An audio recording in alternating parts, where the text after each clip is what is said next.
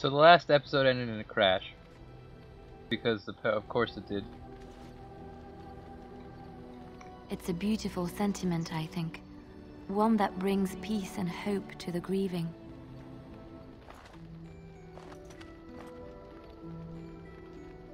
So now we're still awkwardly in the middle of this cutscene.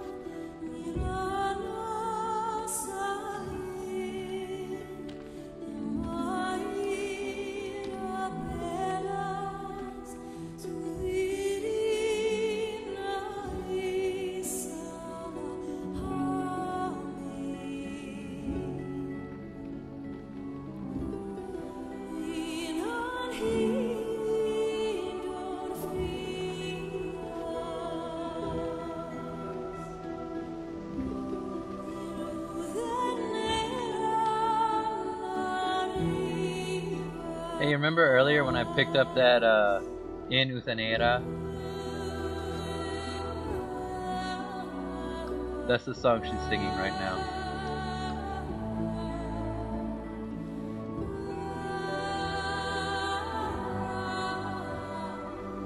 In Usanera, in unending sleep.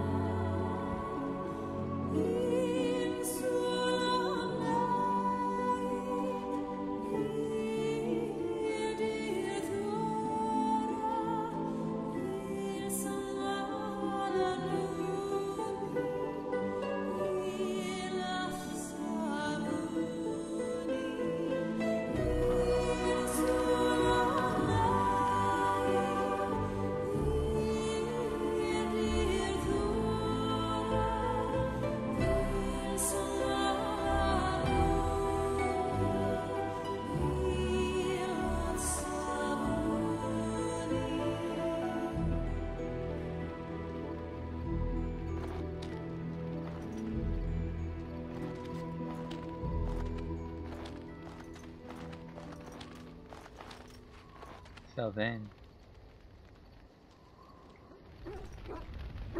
Liliana. Yes? Well, here I am. Of course I do. I love stories far too much to keep them to myself. Everyone should be able to benefit from them, I think. Which one? I have heard a little about how the elves gained their freedom from the Tevinter Imperium. When Andraste began her exalted march against the Imperium, the elves joined her cause to fight their masters. The great elven leader, Shatan, born in captivity, rose up to lead his people. He foresaw a future where the elves were free. Shatan was killed when Andraste was betrayed, but the elves continued to fight, eventually breaking free of the Imperium. The elves claimed the Dales in the south and settled there in a land of their own. The elves lived in the Dales for centuries. They resurrected the worship of the elven gods and would allow the building of no chantry. This angered the chantry, and the hostility between the two factions finally broke out in open war. The chantry says the elves struck first, but I do not know whether to believe it. The chantry declared a wholly exalted march against the elves, named for Andraste's similar march against Tevinter. During the exalted march of the Dales, the elven cities were sacked, and the elven state completely dissolved. Some of the elves bitterly accepted their fates and surrendered to human rule, living in the human cities as second-class citizens. But others, still fiercely proud of their heritage, refused to bow to the humans, and instead became homeless wanderers. They were the elves of the Dales, the Dalish.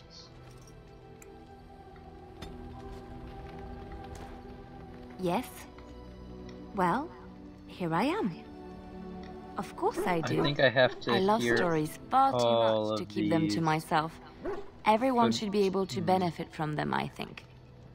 Most of them Chantry are law says it is man's pride that only created the mildly Darkspawn. interesting. In ages past, the mages of the Tevinder Imperium ruled much of the world we know.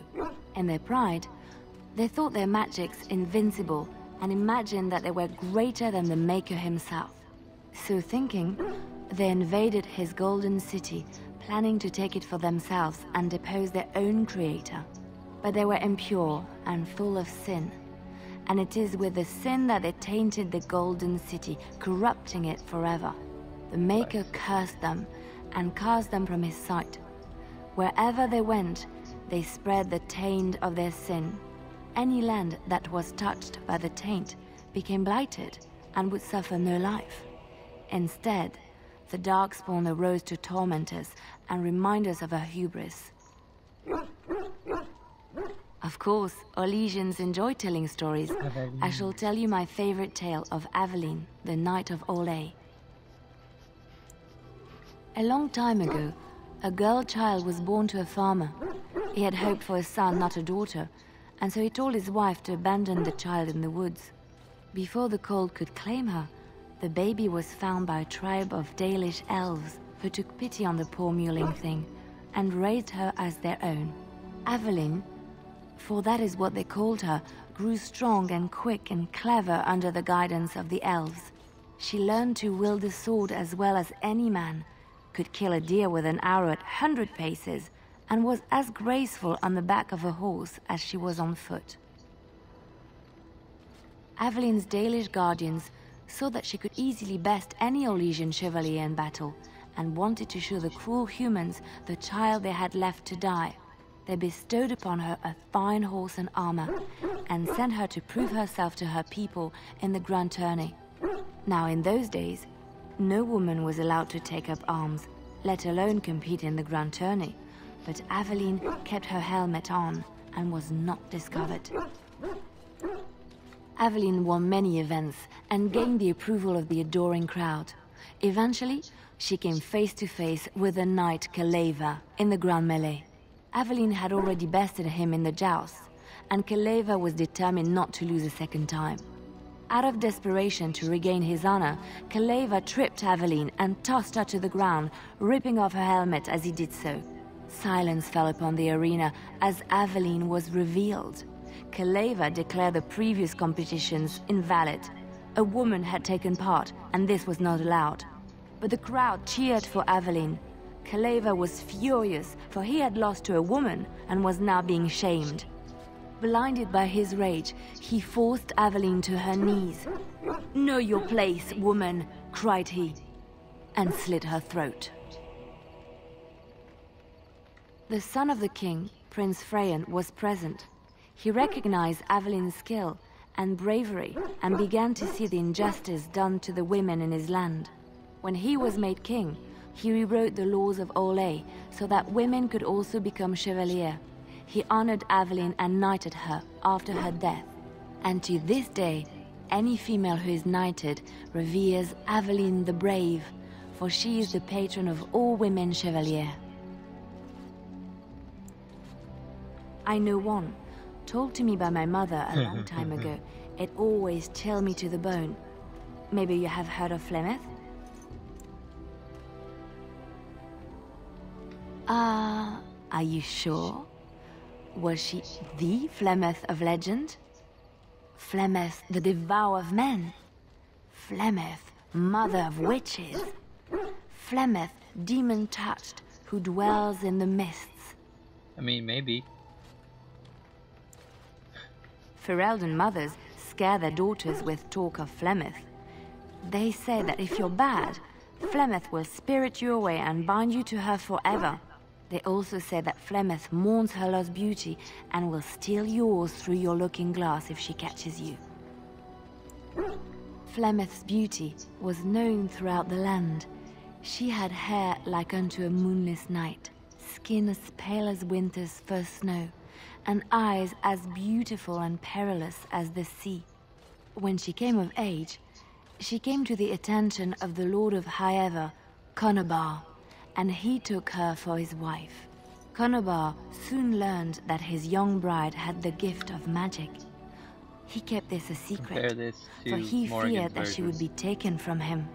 Flemeth stayed with Conobar for some years, and with his blessing, she practiced her art. And then one day, a young poet named Osen came to the castle. Flemeth was captivated by Osen's voice, and he by her beauty, and they fell in love. Flemeth longed to be with her true love, and she and Osen fled from Conobar's lands, seeking refuge in the Kokari wilds with the Chasing tribes. They lived there happily for many a year, till the day Flemeth received news that Conobar was dying and longed to see her face one last time. Flemeth's heart swelled with pity for the man who once was her husband, and begged Osen to return to Conobar's side with her. But when Flemeth and Osen entered Hayeva, they were captured by Conobar's men, and Osen was slain in front of Flemeth's eyes. Flemeth was imprisoned in the highest tower of the castle, there to await Conobar's judgment on her. Distraught at the loss of her love, Flemeth plotted revenge against her husband. She summoned a fey demon, intending for it to wreak vengeance on Conobar. But a spell went awry. The demon possessed Flemeth. Turning her into an abomination, the halls of the castle ran red with blood as Flemeth slaughtered Conobar and all his men. The last of Flemeth's humanity melted away, and at dawn, she stole back to the wilds to plot and scheme for 100 years.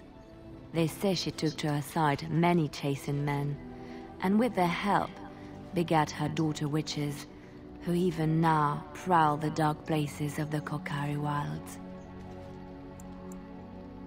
Which one? Andraste was the Maker's chosen. The Maker... Yeah, I don't care about this one. But and this is... Andraste brought the Imperium to its knees. Allah, her earthly... She was out of... Andraste was burned at the stake in Minrathus, the capital of Tevinter. The Tevinter chantry claims that in Andraste's last moment, he plunged his sword into... Dissenters said that the Archon only converted because we will never know for sure.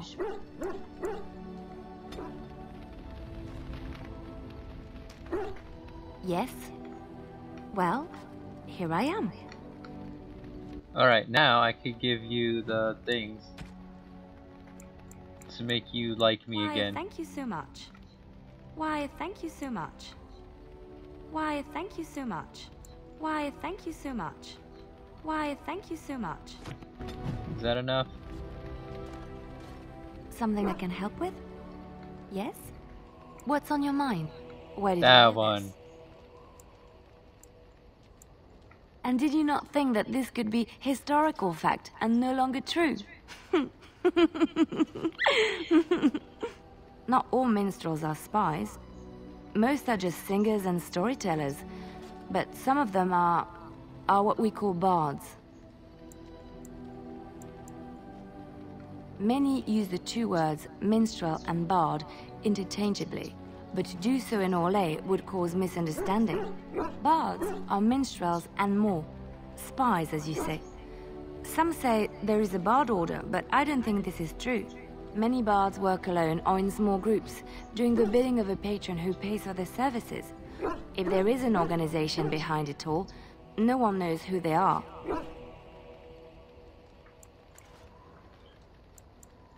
Nobles, mostly. In Orlais, there is much rivalry amongst the highborn. They fight over land, influence, and the favor of the empress. But they cannot do this openly because it is impolite, and in public, they wear smiling faces and pretend to be civil. In secret, they plot and scheme to destroy each other. It is a game completely meaningless to anyone but its players. I have revealed too much, it seems, but it doesn't matter what I used to be. It is the past.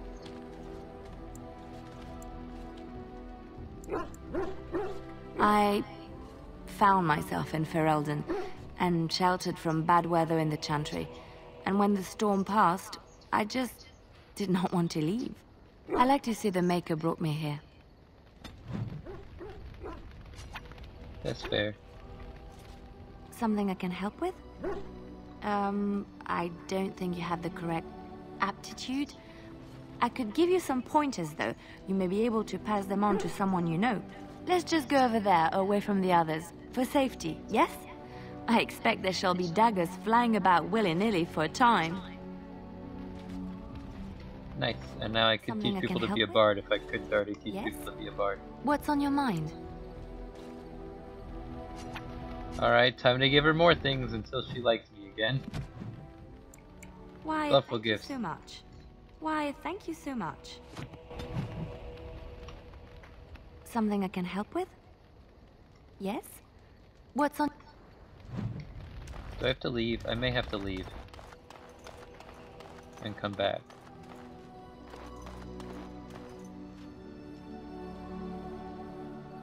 I don't remember.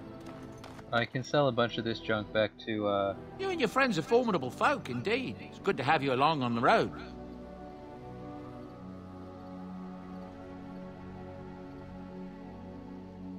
yeah, I think I have to leave and come back.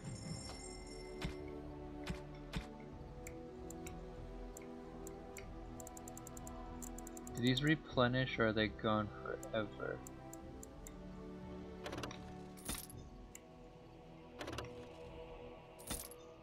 Whatever. Wait, what's the songbook? Can I give it to Liliana?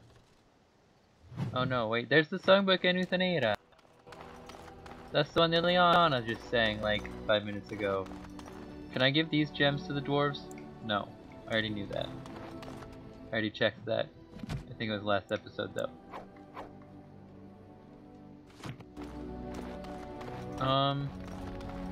Whatever, let's just go to Redcliffe.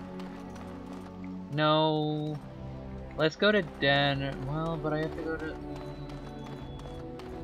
Let's go make sure I didn't break Redcliffe. Yes. Indeed.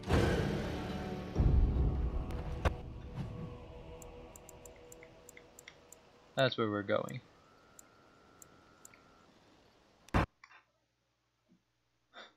Actually, wait, maybe we should do this next time. Yep.